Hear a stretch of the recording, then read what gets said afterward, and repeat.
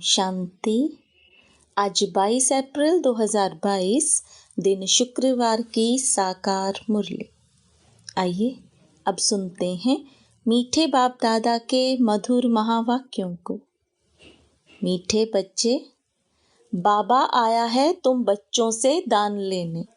तुम्हारे पास जो भी पुराना कीचड़ा है उसे दान दे दो तो पुण्य आत्मा बन जाएंगे। प्रश्न: पुण्य की दुनिया में चलने वाले बच्चों प्रति बाप की श्रीमत क्या है? उत्तर: मीठे बच्चे, पुण्य की इस दुनिया में चलना है तो सबसे ममत्व मिटाओ, 5 विकारों को छोड़ो। इस अंतिम जन्म में ज्ञान चिता पर बैठो, पवित्र बनो तो पुण्य आत्मा बन पुण्य की दुनिया में चले जाएंगे। ज्ञान योग को धारण कर अपनी दैवी चलन बनाओ। बाप से सच्चा सौदा करो। बाप तुम्हारे से लेते कुछ नहीं, सिर्फ ममत्व मिट जाए उसकी युक्ति बताते हैं। बुद्धि से सब बाप हवाले कर दो। गीत: इस पाप की दुनिया से। ओम शांति। दुनिया के मनुष्य व रावण राज्य के मनुष्य पुकारते हैं, हे पतित पावन आओ। पावन दुनिया अथवा पुण्य की दुनिया में ले चलो। गीत बनाने वालों को इन बातों की समझ नहीं है। पुकारते हैं, रावण राज्य से राम राज्य में ले चलो, परंतु अपने को कोई पतित समझते नहीं है। अपने बच्चों के पास तो सम्मुख बाप बैठे हैं।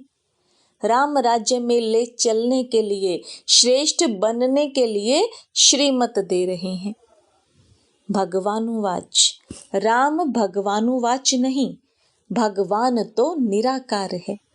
निराकारी, आकारी, साकारी 3 दुनियाएं हैं ना। निराकार परमात्मा निराकारी बच्चों अर्थात आत्माओं के साथ निराकारी दुनिया में रहने वाले हैं। अभी बाबा आया हुआ है स्वर्ग का राज्य भाग्य देने, हमको पुण्य आत्मा बनाने। राम राज्य माना दिन, रावण राज्य माना रात। यह बातें और कोई नहीं जानते। तुम्हारे में भी कोई विरला जानते हैं। इस ज्ञान के लिए भी पवित्र बुद्धि चाहिए। मूल बात है याद की। अच्छी चीज हमेशा याद रहती है। तुमको पुण्य क्या करना है? तुम्हारे पास जो कीचड़ा है वह मेरे हवाले कर दो। मनुष्य जब मरते हैं तो उसके बिस्तर, कपड़े आदि सब करनी घोर को देते हैं। वह दूसरे किस्म के ब्राह्मण होते हैं। अब बाबा आया है तुम्हारे से दान लेने के लिए। यह पुरानी दुनिया, पुराना शरीर, सब कुछ सड़ा हुआ है। यह मुझे दे दो और इससे ममत्व मिटाओ। भल 10-20 करोड़ हैं, परंतु बाप कहते हैं इनसे बुद्धि निकालो। बदले में तुमको सब कुछ नई दुनिया में मिलेगा। कितना यह सस्ता सौदा है। बाप कहते हैं जिनमें मैंने प्रवेश किया है उसने सब सौदा किया। अब देखो उसके बदले कितना राज्य भाग्य मिलता है। कुमारियों को तो कुछ देना ही नहीं है। वर्षा मिलता है बच्चों को तो उनको मिल्कियत का नशा रहता है। आजकल स्त्री को हाफ पार्टनर थोड़े ही बनाते हैं, सारा बच्चों को ही देते हैं। पुरुष मर जाता है तो स्त्री को कोई पूछता भी नहीं। यहाँ तो तुम बाप से फुल वर्षा लेते हो। यहाँ तो कोई मेल फीमेल का सवाल ही नहीं, सब वर्षे के अधिकारी हैं। माताओं कन्याओं को तो और ही हक जास्ती मिलता है, क्योंकि कन्याओं का लौकिक बाप के वर्षे में ममत्व नहीं है। वास्तव में तुम सब कुमार कुमारियां हो गए। बाप से कितना वर्षा पाया है।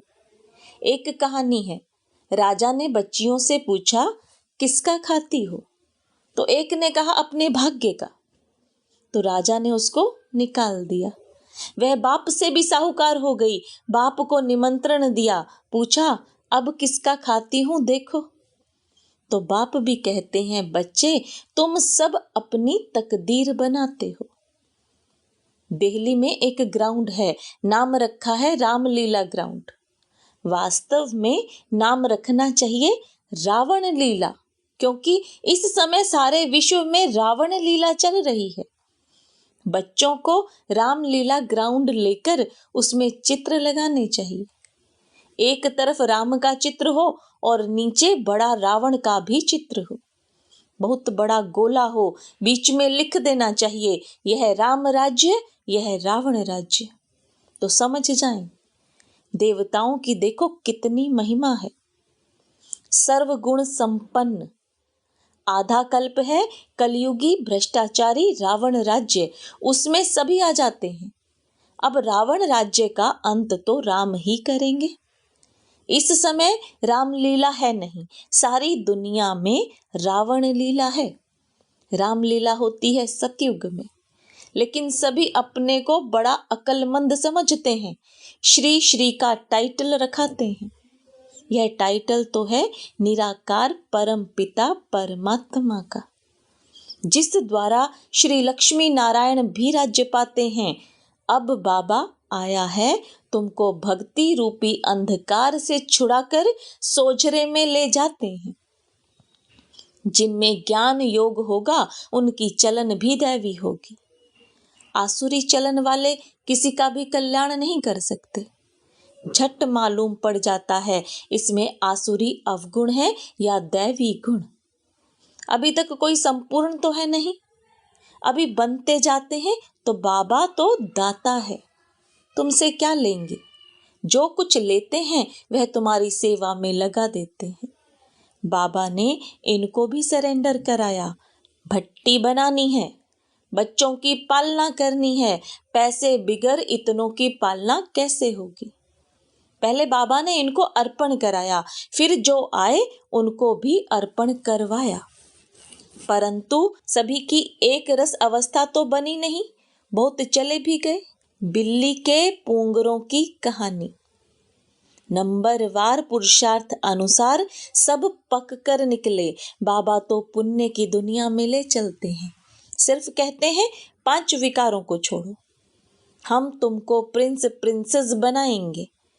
ब्रह्मा का साक्षात्कार घर बैठे बहुतों को हो जाता है। वहां से लिख कर भेज देते हैं, बाबा हम आपके बन गए हैं, हमारा सब कुछ आपका है। बाबा कुछ लेते नहीं, बाबा कहते हैं सब कुछ अपने पास रखो।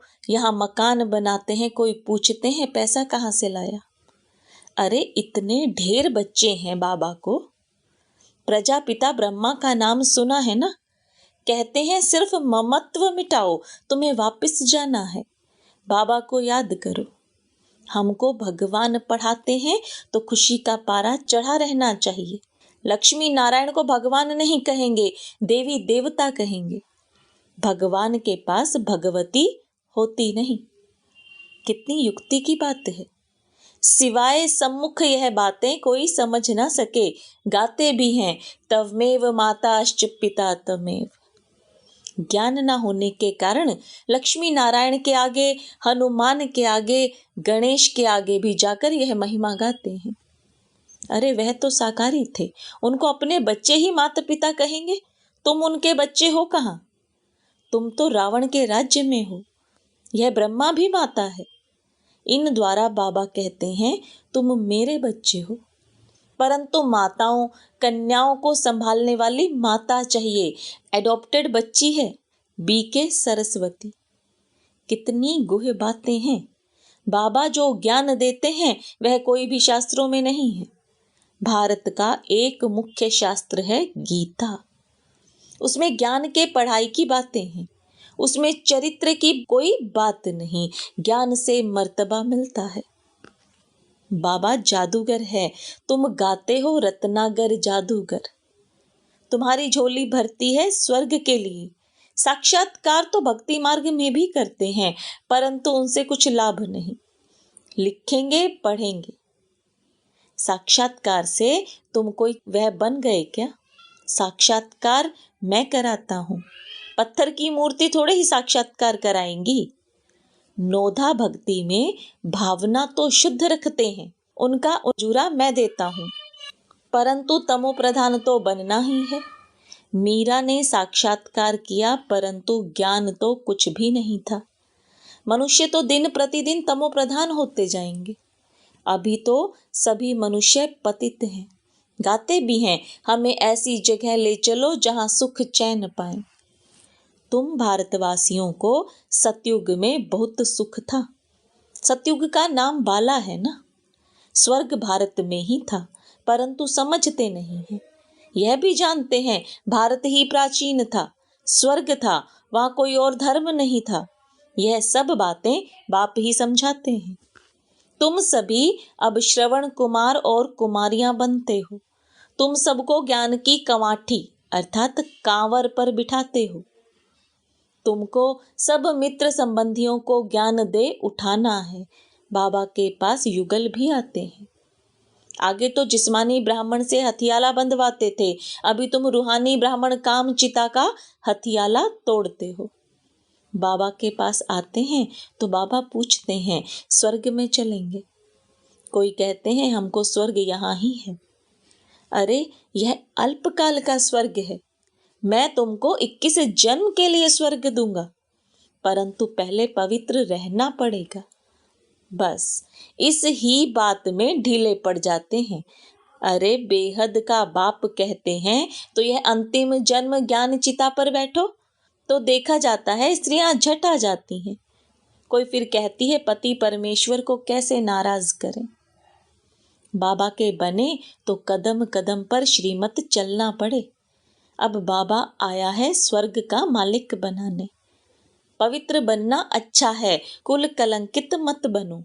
बाप कहेंगे ना। लौकिक बाप तो चमाट भी मारेंगे, मम्मा मीठी होती है, बहुत मीठा रहमदिल बनना है। बाप कहते हैं बच्चे तुम मुझे बहुत गालियां देते हो, अब मैं अपकारी पर भी उपकार करता हूँ। मैं जानता हूँ कि तुम्हारा रावण मत पर यह हाल हुआ है। जो सेकंड पास हुआ वह ड्रामा, परंतु आगे के लिए खबरदार रहना कि हमारा खाता खराब ना हो। हर एक को अपनी प्रजा भी बनानी है, वारिस भी बनाना है। मुरली कोई मिस नहीं करनी चाहिए, कोई पॉइंट्स मिस ना हो जाएं। अच्छे अच्छे ज्ञान रत्न निकल जाएं और सुने नहीं तो धारणा कैसे करेंगे। रेगुलर स्टूडेंट मुरली कभी मिस नहीं करेंगे। कोशिश कर रोज वाणी पढ़नी चाहिए। अच्छा, मीठे मीठे सिकिलदे बच्चों प्रति माता पिता बाप दादा का याद प्यार और गुड मॉर्निंग। रूहानी बाप की रूहानी बच्चों को नमस्ते। रूहानी बच्चों की रूहानी बाप दादा को याद प्यार गुड मॉर्निंग और नमस्ते। धारणा के लिए मुख्य सार, अपना खाता खराब ना हो इसके लिए बहुत खबरदार रहना है। कभी कुल कलंकित नहीं बनना है। पढ़ाई रोज पढ़नी है, मिस नहीं करनी है। श्रवण कुमार कुमारी बन ज्ञान कंवाठी अर्थात कांवर पर सबको बिठाना है। मित्र संबंधियों को भी ज्ञान दे, उनका कल्याण करना है। वरदान, अपने ऑक्यूपेशन की स्मृति द्वारा मन को कंट्रोल करने वाले राजयोगी भव। अमृत वेले तथा सारे दिन में बीच बीच में अपने ऑक्यूपेशन को स्मृति में लाओ कि मैं राजयोगी हूँ। राजयोगी की सीट पर सेट होकर रहो। राजयोगी माना राजा, उसमें कंट्रोलिंग और रूलिंग पावर होती है। वह 1 सेकंड में मन को कंट्रोल कर सकते हैं। वह कभी अपने संकल्प, बोल और कर्म को व्यर्थ नहीं गंवा सकते। अगर चाहते हुए भी व्यर्थ चला जाता है तो उसे नॉलेजफुल व राजा नहीं कहेंगे। स्लोगन, स्व पर राज्य करने वाले ही सच्चे स्वराज्य अधिकारी हैं। मातेश्वरी जी के अनमोल महावाक्य। इस अविनाशी ज्ञान पर अनेक नाम धरे हैं। इस अविनाशी ईश्वरीय ज्ञान पर अनेक नाम धरे गए हैं अर्थात रखे गए हैं। कोई इस ज्ञान को अमृत भी कहते हैं, कोई ज्ञान को अंजन भी कहते हैं। गुरु नानक ने कहा ज्ञान अंजन गुरु दिया। कोई ने फिर ज्ञान वर्षा भी कहा। क्योंकि इस ज्ञान से ही सारी सृष्टि सब्ज अर्थात हरी भरी बन जाती है। जो भी तमो प्रधान मनुष्य हैं वो सतोगुणी मनुष्य बन जाते हैं और ज्ञान अंजन से अंधियारा मिट जाता है। इस ही ज्ञान को फिर अमृत भी कहते हैं, जिससे जो मनुष्य 5 विकारों की अग्नि में जल रहे हैं उससे ठंडे हो जाते हैं। देखो गीता में परमात्मा साफ कहते हैं, कामेशु क्रोधेशु, उसमें भी पहला मुख्य है काम, जो ही 5 विकारों में मुख्य बीज है। बीज होने से फिर क्रोध लोभ मोह अहंकार आदि झाड़ पैदा होता है, उससे मनुष्यों की बुद्धि भ्रष्ट हो जाती है। अब उस ही बुद्धि में ज्ञान की धारणा होती है। अब ज्ञान की धारणा पूर्ण बुद्धि में हो जाती है, तभी विकारों का बीज खत्म हो जाता है। बाकी सन्यासी तो समझते हैं विकारों को वश करना बड़ी कठिन बात है। अब यह ज्ञान तो सन्यासियों में है ही नहीं, तो ऐसी शिक्षा देवें कैसे? सिर्फ ऐसे ही कहते हैं कि मर्यादा में रहो, परंतु असल मर्यादा कौन सी थी? वो मर्यादा तो आजकल टूट गई है। कहाँ वो सतयुगी त्रेता युगी देवी देवताओं की मर्यादा, जो ग्रस्त में रहकर कैसे निर्विकारी प्रवृत्ति में रहते थे। अब वो सच्ची मर्यादा कहाँ है? आजकल तो उल्टी विकारी मर्यादा पालन कर रहे हैं। 1-2 को ऐसे ही सिखलाते हैं कि मर्यादा में चलो। मनुष्य का पहला क्या फर्ज है वो तो कोई जानता ही नहीं। बस इतना ही प्रचार करते हैं कि मर्यादा में रहो, मगर इतना भी नहीं जानते कि मनुष्य की पहली मर्यादा कौन सी है। मनुष्य की पहली मर्यादा है निर्विकारी बनना। अगर कोई से ऐसा पूछा जाए, तुम इस मर्यादा में रहते हो, तो कह देते हैं आजकल इस कलयुगी सृष्टि में निर्विकारी होने की हिम्मत नहीं है। अब मुख से कहना कि मर्यादा में रहो, निर्विकारी बनो, इससे तो कोई निर्विकारी बन नहीं सकता। निर्विकारी बनने के लिए पहले इस ज्ञान तलवार से इन 5 विकारों के बीज को खत्म करना, तब ही विकर्म भस्म हो सकेंगे। अच्छा, ओम शांति।